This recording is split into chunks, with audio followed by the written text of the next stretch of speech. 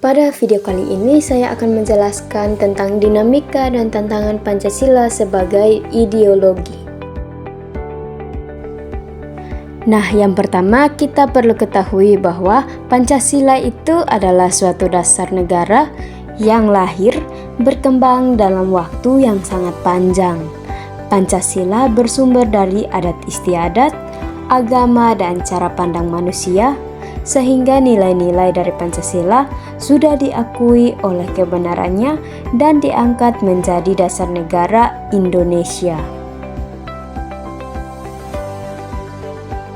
Yang berikut dinamika Pancasila sebagai ideologi negara, di mana Jepang menjajah Indonesia kurang lebih 3,5 tahun, yang awalnya Jepang membuat kebijakan politik yang dimaksud agar bangsa Indonesia termasuk salah satu kekuatan Jepang.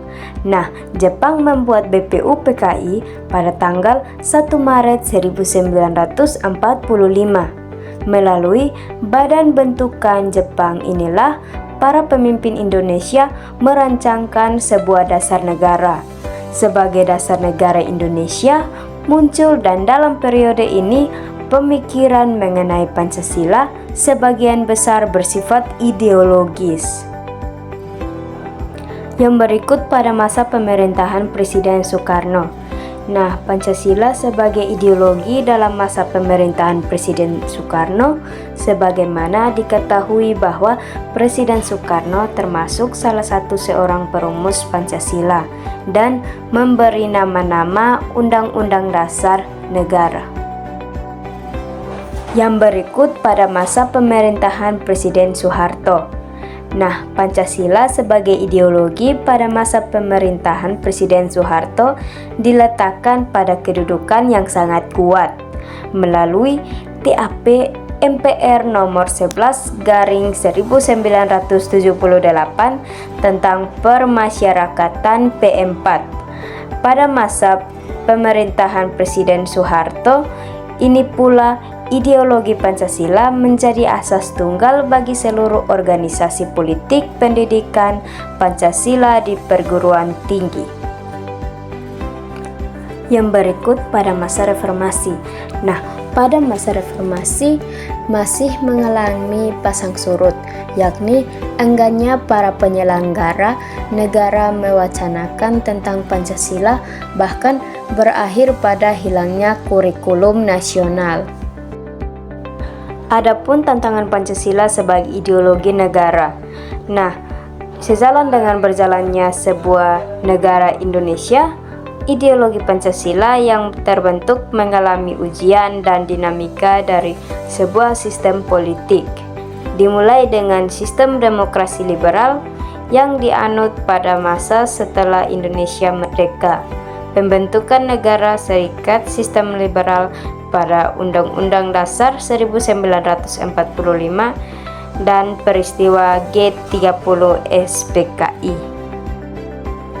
Adapun tantangan yang diterima oleh ideologi pada saat ini juga menjadi sangat luas dan beragam. Contohnya, yang pertama itu beragam banyak agama Indonesia yang terkadang menjadi alasan memicu konflik horizontal antar umat agama. Yang kedua, ekonomi yang mulai berpindah dari sistem kekeluargaan, contohnya seperti pasar tradisional, menjadi sistem kapitalisme di mana keuntungan merupakan tujuan utama. Yang terakhir, paham komunisme, liberalisme, dan terorisme. Dan masih banyak lagi hal dalam kehidupan warga negara Indonesia yang dipengaruhi oleh informasi yang begitu mudah dan cepat.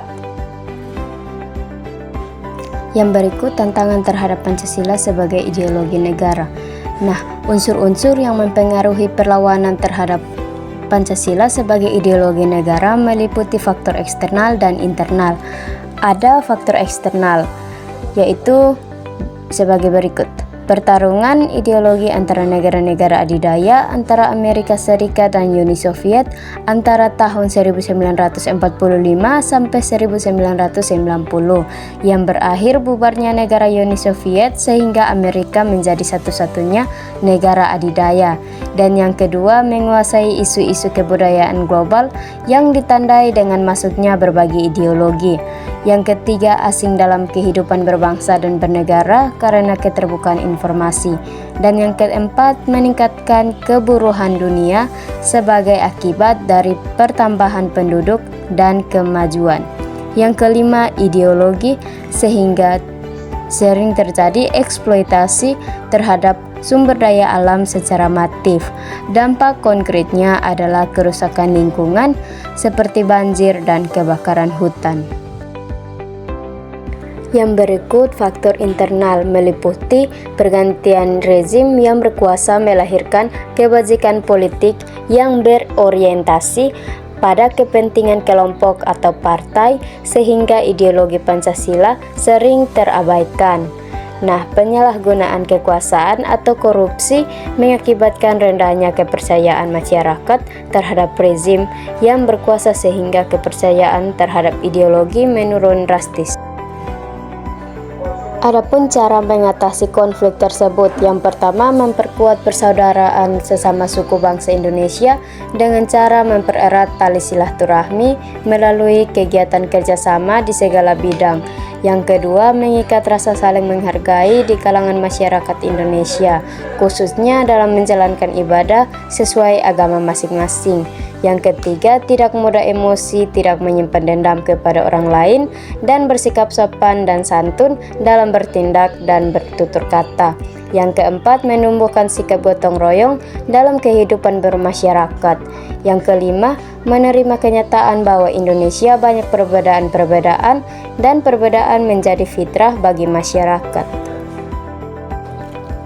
Yang terakhir, ada 3 dimensi hakikat Pancasila. Yang pertama, dimensi realitas. Nah, dimensi realitas itu mengandung bahwa nilai-nilai dasar yang terkandung dalam dirinya bersumber nilai-nilai real yang hidup dalam masyarakat. Dimensi yang kedua yaitu dimensi identitas. Dimensi identitas mengandung cita-cita yang ingin dicapai dalam bidang kehidupan masyarakat, berbangsa dan bernegara. Dan yang terakhir itu dimensi fleksibilitas.